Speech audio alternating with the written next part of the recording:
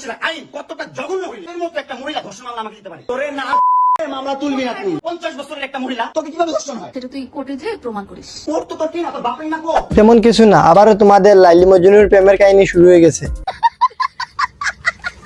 অবশ্যই কম, তোর ঠিক তোর অর্ধেকেরও কম আমার বয়স। 50 বছরের মহিলা। আর সেখানে নতুন একটি নায়িকা এন্ট্রি নিয়েছে, রূপনগরের রাজকন্যা। বিষয়টা কি হয়েছে জানেন? তোমাদের লাইলা আপু মামুনকে তার বাসায় নিয়ে ডেকে মালটাল কাওয়াইয়া অজ্ঞান করে দিয়েছে। তারপর তার ফোনের গেলাইতে যা কিছু আছে সবকিছু শেয়ার ট্রান্সফার করে নিয়েছে তার ফোনে। আমার ডাটা ট্রান্সফার কেন করবি তোর মোবাইলে?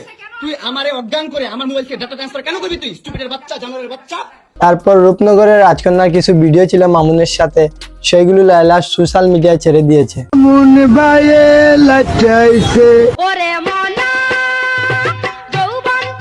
আমি বুঝলাম না, রূপনগরের রাজকন্যার ভিডিওগুলো ভাইরাল করে কাকে বাস দেওয়া হলো?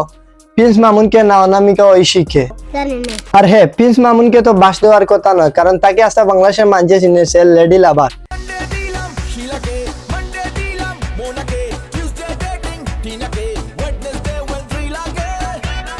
আর তারপর বাংলাদেশের তুকাই নাম্বার 1 টিকটকার প্রিন্স বাবুন ভাইয়ের তো মাথা হ্যাং হয়ে গেছে। তোরে কেন চুষ আমারে? তোমাকে আমি কোথায় ডেকে আনছি দেখ। তোরে না মামলা তুলবি না তুই কস। তোরে না মামলা তুলবি না তুই। বলেছি আমি। আজকে আমরা চাইয়া দেখবো সেই লাইলি আর মজনুর প্রেম কাহিনীর ওপেন মারামারি। একটা দুইটা মামলা না, 5টা মামলা করছে এই মহিলা আমার নামে। এইগুলা কেন করতেছিস? আমার বাসায় কি করো তুমি? হ্যাঁ, তুই তো আনছিস আমার তোর বাসায়। আমি কেন আনবো? তোর মতো 50 বছর মহিলা বুড়িকে আমি দর্শন করছি।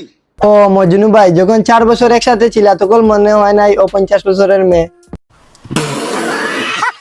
তখন ওর মাল দিয়ে ফুষ্টি নষ্টি করলাম, মানে টাকা দিয়ে, আর এখন মনে হইতেছে ও 50 বছরের মেয়ে।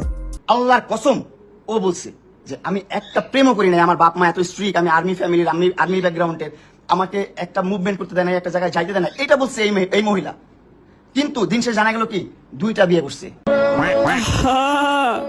নারী মানুষ ভালো না রে।